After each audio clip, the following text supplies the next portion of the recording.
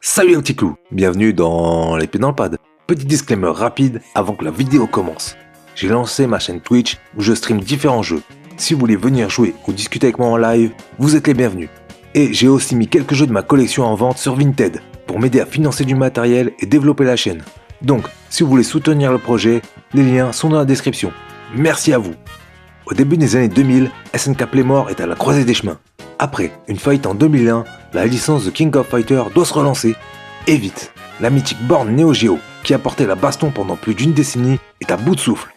Pour rivaliser avec des nouveaux standards graphiques, SNK doit changer de moteur. C'est dans ce contexte que naît The King of Fighters Neo Wave. C'est ainsi qu'en 2004, SNK s'associe à Sammy pour utiliser leur nouvelle carte système, l'Atomis Wave. Une borne plus moderne qui marque une transition technologique pour SNK. L'idée, créer un Dream Match rapide à produire pour tester cette technologie tout en gardant l'ADN de la série. Le développement est confié à une équipe interne qui réutilise les sprites légendaires de KOF 2002, mais les projette dans des décors haute résolution totalement inédits, en 2D ou en 3D selon les versions. Neo Wave n'avait pas l'ambition de révolutionner l'histoire de la saga, mais servait de banc d'essai. C'était une lettre d'adieu au format 4 tiers classique et un premier pas vers l'ère moderne. Sorti d'abord en arcade, KOF Neo Wave débarque ensuite sur PS2 avec quelques ajouts bienvenus, comme un mode d'entraînement, un rééquilibrage, des personnages bonus et d'autres subtilités. Insère ta pièce dans la fente pour t'abonner, compose ton équipe, entre dans l'arène pour liker et commente si tu as le skill nécessaire pour terrasser Gizoward.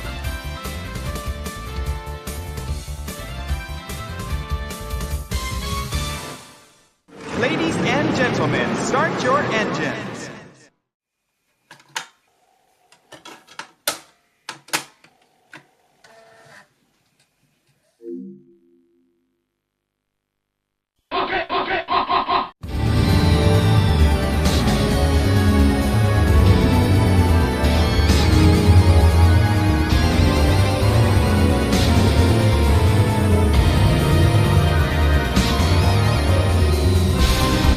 Nerveux, technique et exigeant, le gameplay reste conforme à l'ADN de la série.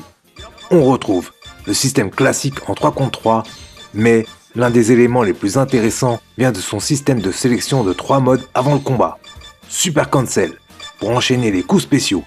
Guard Break, qui permet de briser la défense adverse. Et Max 2, pour déclencher des attaques dévastatrices lorsque la vie est basse. À cela, s'ajoute le Hit Mode, une mécanique qui permet de sacrifier une partie de sa vie pour augmenter temporairement sa puissance. Un choix risqué, mais potentiellement décisif, qui renforce encore la dimension stratégique du jeu. Plus tu prends de risques, plus tu peux renverser le combat. Cette mécanique permet de personnaliser son approche stratégique selon son style de jeu et donne à chaque joueur la possibilité d'adapter sa manière de jouer selon son niveau ou ses préférences. Malgré une base solide, le jeu n'est pas exempt de défauts. L'absence d'un véritable mode histoire rend l'expérience solo assez limitée, et l'équilibrage reste discutable. Certains personnages sont plus efficaces que d'autres, tout comme certaines combinaisons de jauge. Enfin, le jeu peut se montrer exigeant en termes de prise en main. Derrière son apparente simplicité, il demande une bonne maîtrise des mécaniques propres à la série, notamment dans l'exécution des combos et la gestion des ressources. Pour les nouveaux joueurs, la courbe d'apprentissage peut paraître abrupte, même si le mode entraînement de la version PS2 vient atténuer cette difficulté.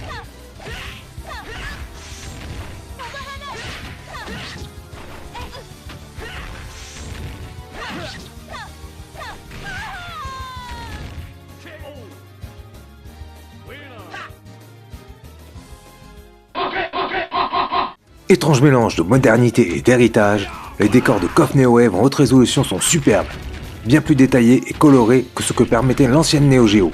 La version PS2 offre d'ailleurs le luxe de choisir entre des arrière-plans en 2D fines ou des versions retravaillées, un peu dans la veine de ce que SNK a fait auparavant avec KOF 99 Evo ou KOF 94 Reboot, mais avec des éléments 3D qui s'intègrent mieux au décor sans jurer avec le reste. Or, cette direction artistique a aussi ses limites. SNK a réutilisé les animations de KOF 2002 sans les lisser, ce qui engendre un manque de fluidité comparé à d'autres jeux de combat de la même époque. L'ensemble peut donc paraître un peu daté, même pour un jeu PS2. Une grande partie des sprites étant directement recyclés d'anciens opus, ils font ressortir l'aspect vieillot et pixelisé des combattants, créant un décalage graphique qui peut nuire à l'immersion. Ce phénomène crée un effet de pixel art très marqué sur des fonds trop nets. On a parfois l'impression que les personnages flottent au-dessus des décors plutôt que d'y être intégrés. De plus, si les arrière-plans sont beaux, ils manquent cruellement de vie et d'animation par rapport aux classiques de la saga, paraissant souvent trop statiques ou vides. Enfin, certains effets spéciaux de coups et de furie manquent de punch visuel, donnant à l'ensemble une allure de transition technique un peu hybride, coincée entre deux générations de consoles.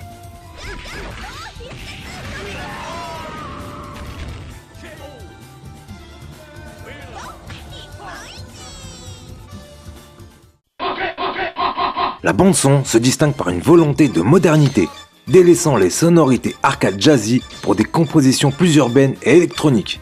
Musique entraînante, mélangeant habilement rock, techno et funk qui colle parfaitement à l'adrénaline des combats rapides. Les thèmes de certains personnages cultes ont même été remixés, offrant une ambiance sonore plus propre et cristalline que sur les anciens supports. Les bruitages d'impact et les voix des combattants restent percutantes, conservant ce punch caractéristique de la licence qui donne à chaque coup porté une réelle sensation de puissance. Ce qui renforce l'ambiance générale du jeu. A l'inverse, là où certains épisodes de la saga proposent des thèmes devenus cultes, Neowave peine à offrir des musiques qui restent en tête sur le long terme.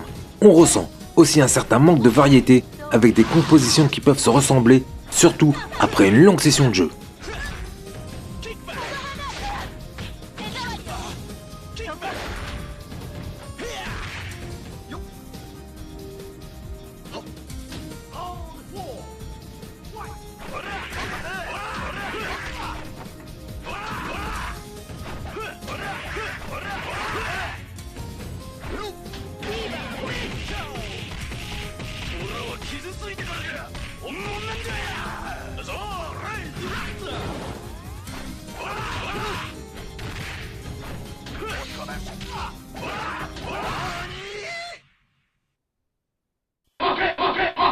La durée de vie de The King of Fighters Neowave repose avant tout sur sa nature de jeu de combat, avec une expérience centrée sur la répétition des affrontements et la maîtrise progressive du gameplay.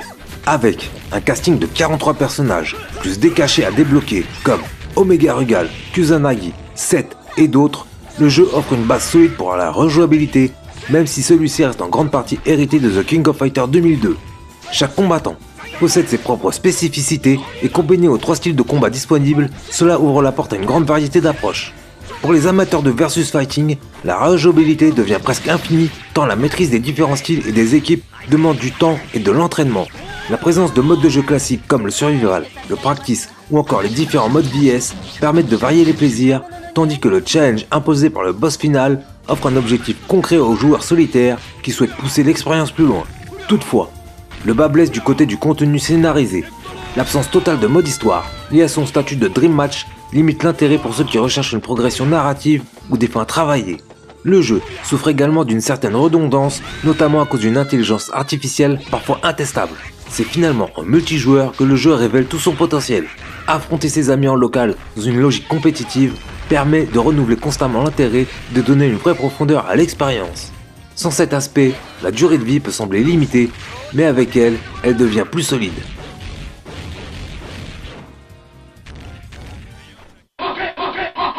KOF Neowave sur PS2 est un titre qui mérite bien plus que son statut actuel de vilain petit canard de la transition technologique. S'il n'est pas le chef-d'œuvre absolu comme le mythique KOF 98, il est sans aucun doute une pépite méconnue. Ce n'est clairement pas le plus marquant, ni le plus ambitieux, mais il n'est pas non plus acheté. Il fait partie de ces jeux de transition, pensés dans un contexte compliqué, où l'objectif était surtout de maintenir la licence en vie plutôt que de la révolutionner, et aussi parce qu'il a eu la lourde tâche de succéder à la Neo Geo tout en étant rapidement éclipsé par KOF 11. Alors, la question est, vaut-il le coup d'y revenir ou de le découvrir aujourd'hui? Pour un fan de baston, c'est une pièce historique fascinante. C'est le chaînon manquant entre l'ère du pixel pur et l'ère moderne de la haute résolution. S'il ne remplace pas les épisodes majeurs en termes d'impact émotionnel, il brille par sa nervosité et son casting best-of qui en font un excellent titre de versus pour des soirées entre amis. Neowave est la preuve qu'un jeu de transition, malgré ses quelques déséquilibres et son aspect composite, peut rester un plaisir brut pour tout amateur de combos bien placés. Merci d'avoir regardé, likez, commentez, partagez, abonnez-vous pour ne pas rater mes prochaines aventures. A bientôt dans les pieds dans le pad.